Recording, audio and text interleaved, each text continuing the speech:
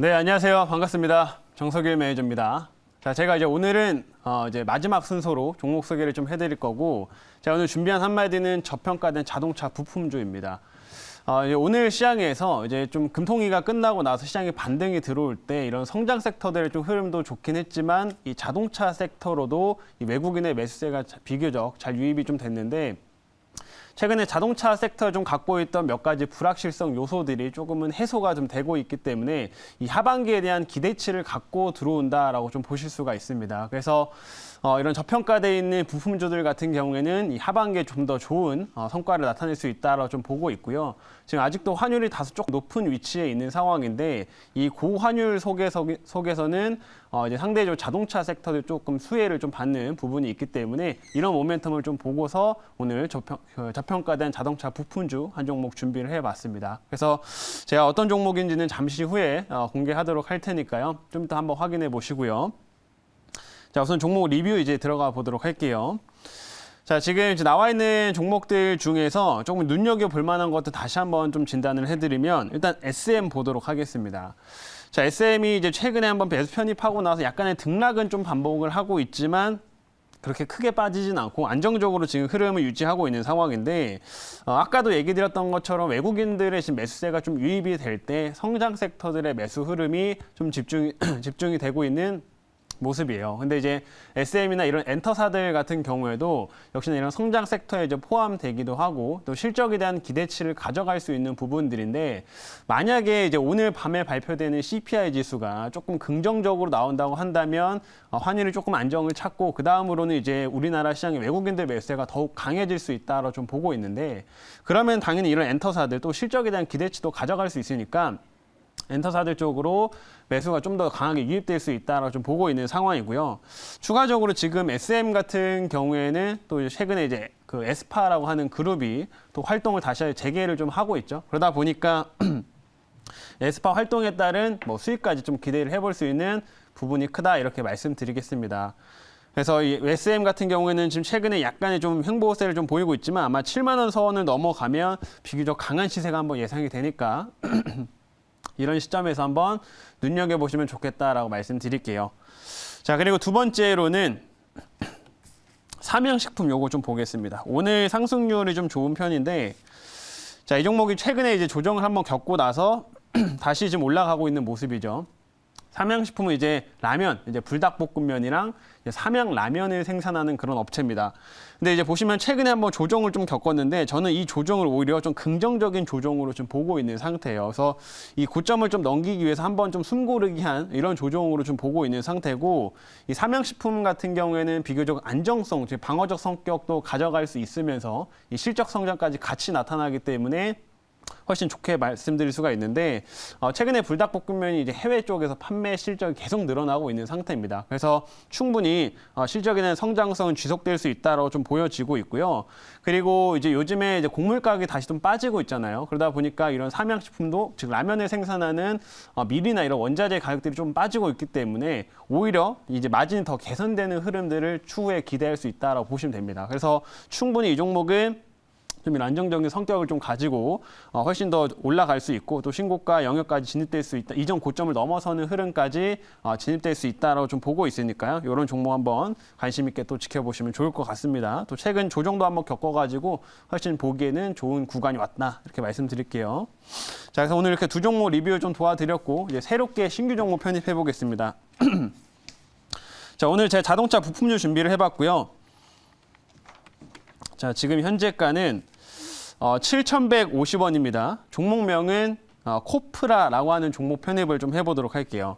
자, 이 종목도 자동차 부품주인데 차트상으로 좀 보시면 아시겠지만은 뭐 한동안 그냥 계속 빠졌습니다. 계속 좀 빠졌고 이제 좀 바닥권에서 좀 반등을 좀 주려는 흐름들을 잡고 있는 상태다라고 좀 볼 수가 있겠는데요. 이렇게 자동차 부품주들이 지금 최근 좀 몇 가지 좀 갖고 있는 불확실성들 좀 해소가 되고 있기 때문에 이 바닥권에 좀 올라가고 있는 상황이고 그리고 2분기 실적 시즌을 기점으로 이제 3분기, 4분기를 좀 바라보면서 부품주들의 추가적인 상승 동력이 더 이어질 수 있다라고 좀 보고 있습니다. 그래서 그런 관점에서 이제 바닥권에서 막 올라오는 상황이기 때문에 코프라로 오늘 말씀드리도록 하겠고요. 이 회사에 대한 자세한 내용은 제가 준비한 자료가 있으니까 자료 보면서 말씀드릴게요. 자, 오늘의 이제 종목은 코프라라고 하는 업체고요. 자, 이렇게 사업부부터 말씀을 좀 드리겠습니다. 기본적으로 자동차 부품을 되게 다양한 부품들을 생산을 합니다. 그래서 여기 이미지가 나와 있지만 여기에만 나와 있는 것도 막 27개 막 이 정도가 넘어가는 숫자가 지금 보이는데 이런 식으로 각종 자동차 부품들, 내장이랑 뭐 외장 쪽에 다 해당되는 이 내외장 부품들을 다 생산을 한다라고 이제 보시면 될 것 같고요. 주로 이 업체가 생산하는 거는 그 엔지니어링 플라스틱을 활용한 부품들을 주로 생산을 좀 하고 있습니다. 그래서 상대적으로 조금 이제 경량화시키는 이제 무게를 줄일 수 있는 그런 부품들을 중점적으로 생산을 많이 하고 있다라고 이제 보시면 될 것 같고 이런 다양한 제품들을 누구한테 공급을 하고 있냐면 현대차, 기아차 쪽으로 나가는 비중이 매출 한 50%를 넘기 때문에 현기차를 좀 많이 바라보는 그런 업체 중 하나다라고 생각하시면 되겠습니다. 그리고 최근에 뭐 실적도 조금 꾸준히 더 좋아지고 있는 시점이라서 이런 부품 사업들을 좀 하고 있는 회사라는 거 좀 보시면 될 것 같고요. 자, 다음 화면 볼게요.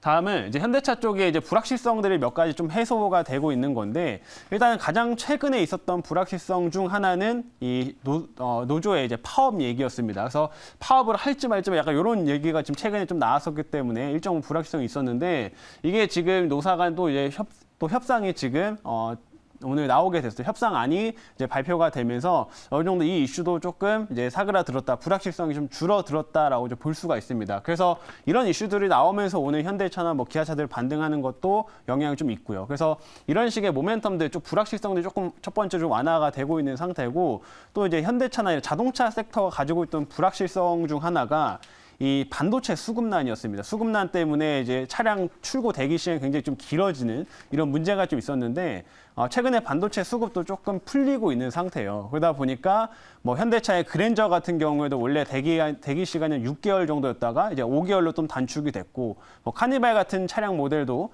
한 10개월 정도 기다려야 되는데 지금 한 5개월 정도 이제 단축이 좀 됐습니다. 그래서 이런 이제 그 불확실성 요소들이 조금씩 해소가 되고 있기 때문에 부품주들이 이제 바닥권에서 좀 반등을 추가적으로 이어갈 수 있는 시점이 왔다. 이렇게 말씀드리도록 할게요. 자, 그리고 다음 화면 이제 보도록 하겠습니다.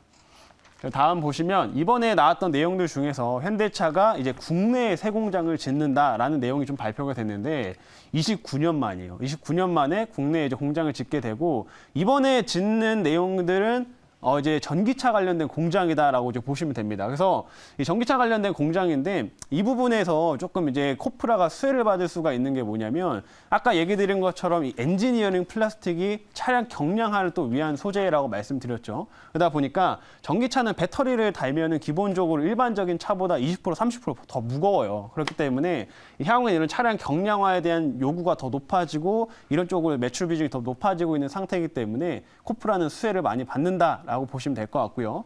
코프라가 또 이제 미국 쪽에도 이제 또 판매를 그 현대나 기아차한테 많이 공급하고 있기 때문에 미국에 짓고 있는 이 전기차 공장에서도 수혜를 받는다. 이렇게 보시면 되겠습니다. 그래서 이렇게 전기차 쪽 모멘텀들까지 말씀을 좀 드렸고 이제 마지막 화면 볼게요.